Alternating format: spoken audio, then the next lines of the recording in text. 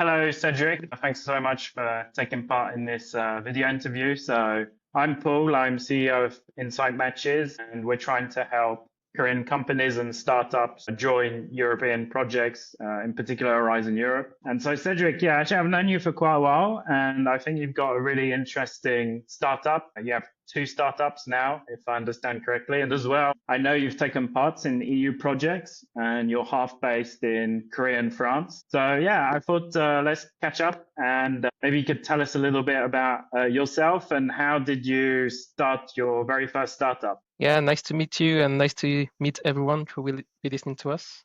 So we are a French startup built in 2020, so almost 5 years now, and we opened the Korean office in 2022 and some other offices in China and Korea and Chile. We've been around for almost 5 years, and I've built my first startup in the beginning since we have won many competition.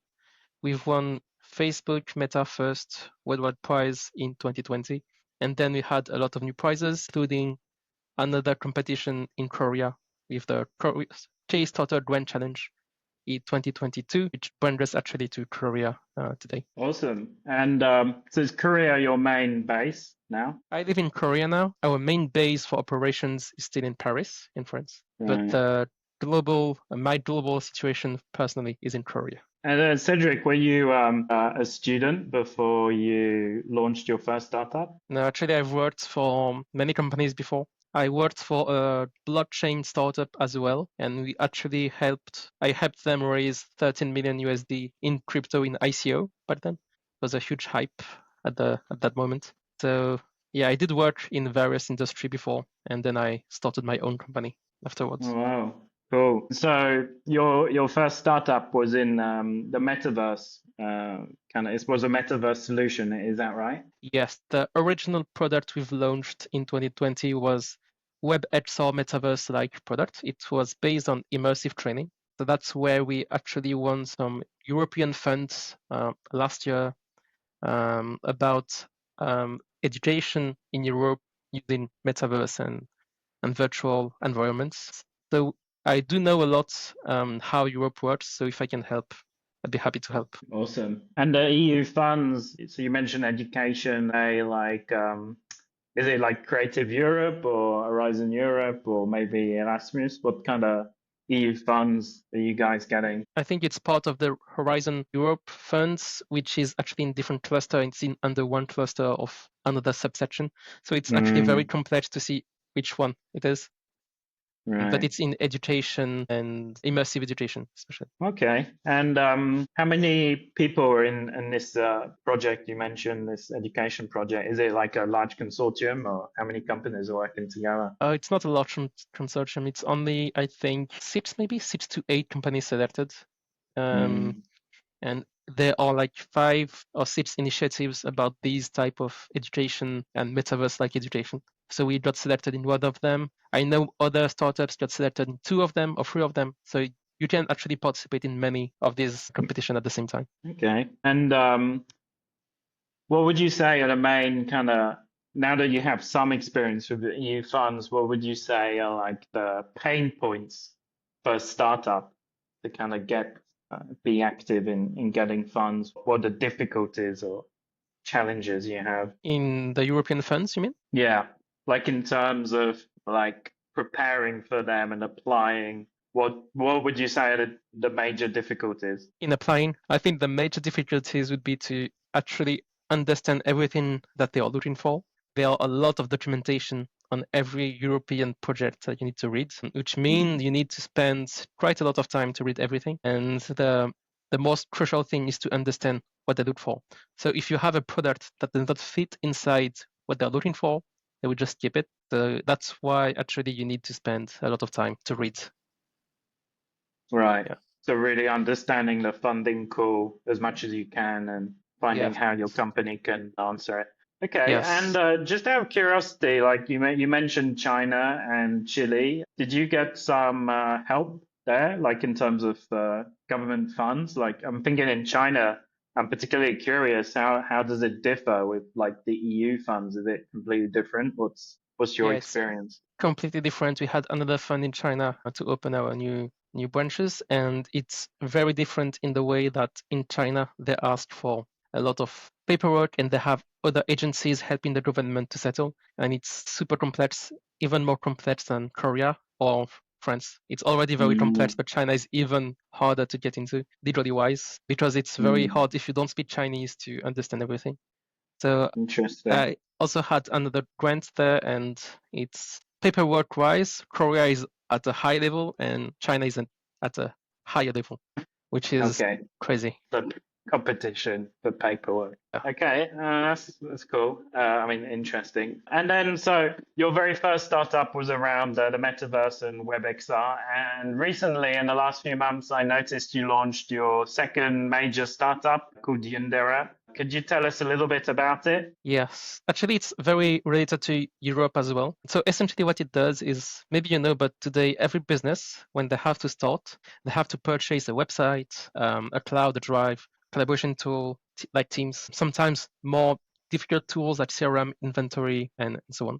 So it's very hard because you have to purchase a lot of different tools, and then your data goes everywhere, and then you pay for a lot of subscriptions. You pay for the website, you pay for the cloud, you pay everywhere. And this means your data goes everywhere, and Europe does know it. So EU is also actively promoting startups that respect data sovereignty, because usually if you buy a server, a website like Wix in the US, your data goes to the US, and it's actually not good for the EU. And our solution, Yundera, what we do is we provide you with one single server that has every tool you need. It's all based in open source. So if you buy our solution, for example, our new company product, you get a server with a website that is WordPress, open source. You have your own drive, your own Nextcloud, your collab tool, like Rocket Chat, maybe you know, and all the tools you need, like a VPN. And it's all the digital infrastructure that you need as a business in one place and in your server. So if you apply to a European grant, it's actually much easier to use that tool because then you say you can own all the data in a server and you know where the server is. And actually, the server is in France. So it's in Europe as well, which is actually a very good thing for applying to European projects. And what's the pricing model? The pricing model actually it's much cheaper than having a lot of subscription. It's less than $100 today. It goes from actually $20 to 100 depending on the server specification. If you want to add your local AI, because now you know you need a local AI if you want to do many things. Let's say you want to ask the AI about some private documents on your company that you don't want to share with ChatGPT. You can actually use our server to do it, and that's actually will make the price go up. But usually it's much cheaper than having 20 subscriptions, and it's very affordable using open source today. Yeah, I checked out your platform and I thought it was really cool and very easy to use because as you describe it, I was a bit kind of concerned it'd be another thing I'd have to learn. But when I tried the demo on your website, I was really quite impressed by how simple it is, and it kind of looks like a kind of iPad terminal, like the interface and how you can access a kind of app store to download all the open source apps and kind of load them up on your home screen. So yeah, I thought it was really good. And I think like, you know, for European projects, for example, in particular, like I've seen a lot of European projects in education and in culture, and in those spaces, they're not really really tech focused or tech centric. They Yes. need tech in the project, but they don't want to spend time in trying to fix these kind of obscure technical things. So Yes. I think your platform is super well positioned for those kinds of large projects where we do have to make something on tech, but we don't want to spend too much time on the technical thing. We kind of want to take off that kind of pain point. Yeah. Yeah. So I think it's very promising for like EU projects. So I'm quite excited to see how Because I've also seen many European organizations, actually it's from Europe, and they organize the Zoom call, for example, in Zoom. And Zoom is not a European company, which yeah is crazy how they organize actually a lot of tools sharing files with US servers or like servers from everywhere, when it's yeah supposed to be the I mean European Union project. It's yeah quite crazy how, yeah, most tools yeah. have all the power everywhere. Yeah, I think it's also a question of awareness to some extent because I mean I'm reminded in a lot of EU projects there's like a commitment to use open source, and then in Yeah, practice a lot of times they don't even really understand what open source is. because it's super hard. Actually, we before we did this, we wanted to use an open source project, but it was very hard to set up. When you want to set up Mm, an open source project, you have to put it online. So you have to actually secure the full domain routing of the open source Studio Online solution. So to host any solution, anything on a server, it asks for a lot of knowledge, and this is expensive today. So actually, that's why it's so complex when you want to use it, and we hope to bridge the gap actually between this. right. And is there like a bandwidth limitation on the platform? What's the limit? Actually, the bandwidth limit is always with the server provider. Our technology is around the linking the server infrastructure to the user with the networking process. So we are like a networking solution. And actually, the server provider will have other limitation. And the server provider has an amazing network, and everything is super cool if you pay for it. So actually, if you pay more money, you will get a more amazing server, which means more bandwidth and more everything. So it depends how much Okay. money you put inside. Right. I think that's great again for you projects because some of them are very niche and you might not get that many kind of users. It might be a very specific field, like I don't know, something for university professors in medicine, then something around AI and cancer, it's going to be a few hundred people, but then you might have another EU project that's like about education around tech for girls. So then you might have hundreds of thousands of users for that end case. Yeah, I think again it kind of fits that kind of scalability for EU projects. So that's pretty great. So like talking of EU projects, have you ever? I'm kind of curious, like how you guys work. Like obviously you have to find kind of funding and like a pricing model, and I can see you guys have been quite active in finding grants. How much time do you think you spend on writing research and innovation project proposals or discussing them with other people? What percentage of your time or resources do you think that represents? That's a very good question. I think usually when you have a company, you need to focus on the product. But to focus on the product you build, you need money. And to have money, then you go look for grants. And actually, we're lucky because we are a team already. We are three co-founders and we're like 10 in the team.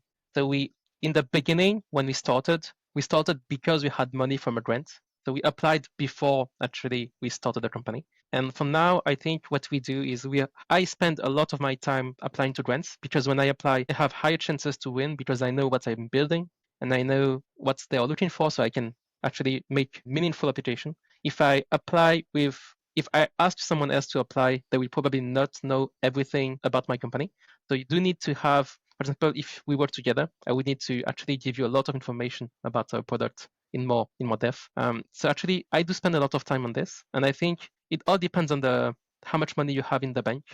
So if you have Mm, a lot of money in the bank, you maybe don't need to do so many grants and focus on the product. But if you are in need of money, like it's good to spend time in the grants because it can refill the cash flow. But yeah. I think a company that would help you and understand everything about your company plus the grants, like InsightMatches, for example, it would be an amazing thing actually to build and to have, because then it would save a lot of time for every company out there. Yeah. Thanks for that. Yeah, and absolutely. I mean, that's what we're trying to build. So specifically for Horizon Europe, so a kind of platform where you could feed information about what your company is, what it does, and it can learn from the projects you've previously submitted and kind of automate and accelerate, but not really replace, just kind of streamline that process and help CEOs like yourself kind of pilot the project in a much quicker and more efficient way. Um, and as well, another factor is as I applied for grants, a lot of times it kind of diverts your attentions and you can only kind of like apply on like one or two grants simultaneously. But if your AI is sufficiently trained, it can kind of release your kind of mental capacity and allow you to kind of pursue a much larger number of grants without having to give the same level of detail and attention to detail, but kind of more manage it from like a more distant levels. Ultimately, it's not just making your old process Yeah. quicker, it's multiplying that process. It can pursue it multiple streams, funding streams at once. Actually, let me tell you about the vision of the company. Because you spoke about AI, and our last vision about AI is something crazy. It's because in AI there are two things that matters: the computing power and the LLM, how it works, and the data. Data is very important in AI. And actually, if you work actually on a server you own, all the data belongs to you because it's inside your server. Nobody has it. Which means if you have an AI that works directly in your server with all your apps, like it knows all your emails, it knows your website, it knows how much you use your VPN, it knows everything about yourself. If you train him on your data that you own, he can actually do much more than ChatGPT. Because if you ask him, I want to answer all my email, he will answer them in your style and how you wrote your post emails for the 10 years. So it will actually write in like you, not like a standard AI that is super strong, but like yourself. And Yeah. actually writing that yourself is very important to you. And actually you will find that AI much better, but actually it's not better than ChatGPT. It's just better to look like you because it has your data.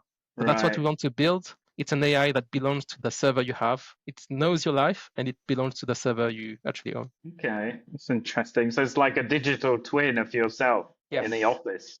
Yes, digital person that you are. Yeah. Is this going to be attached to Yundera or is it going to be another product? No, it's inside Yundera. So you have Ah, an okay. option to turn on the AI, and then the AI will actually read your data inside your server.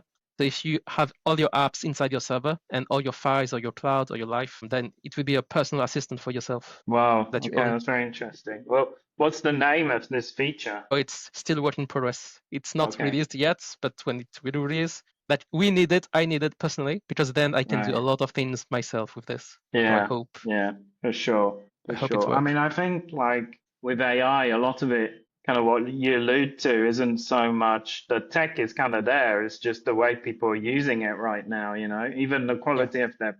I mean, I'm reminded like I was speaking to a consultant and he was telling me that AI wasn't working well, kind of like the quality of the responses were like poor, but when I asked him what kind of prompt he'd been writing, it was very bad, like Yes. so I Yes. think a lot of times it's application and how to use it. But yeah, as you're Yes. rethinking the whole how to use it, I mean that's a really interesting way Because of he knows doing your it. email, so he can have access to everything you wrote for the past Yeah, years. So he yeah, knows how you like to think, which makes him yeah. smarter than you because he knows how you think. Yeah, Faster, right? Yeah, much much faster. faster. Yeah, It never yeah, gets tired. Or yeah. seven. Yeah, that's Yes. interesting. What about if you make a mistake? Like you make the same mistake, like in grammar. Yeah. Have you experimented with that? Does it replicate your mistakes? I think it will not reproduce the mistake now, but I think in the future, depending how he behave and also which LLM we use, because now we would be using open source LLMs like Llama or like DeepSeek, which are Yeah. open source and they can train in your server. So depending which one we'll use, it will depend how he will react. Okay. Cool. All right. Well, yeah. Thanks so much, Yes. Cedric. I think we can wrap it up. Do you have any final remarks or any question you think I should have brought up? Yeah. No, it's perfect. Thank you for having me. And Yeah. if you have any question, if you need any discounts also on my platform, let me know. I'm available to help you on that side. Awesome. Appreciate it. Is that for everyone or just me? Everyone, Okay, and you, we can everyone. do a special price if you want. Yeah, Okay, let me sounds know. good. Okay, cool. Thanks, Cedric. Yes, thank you, everybody.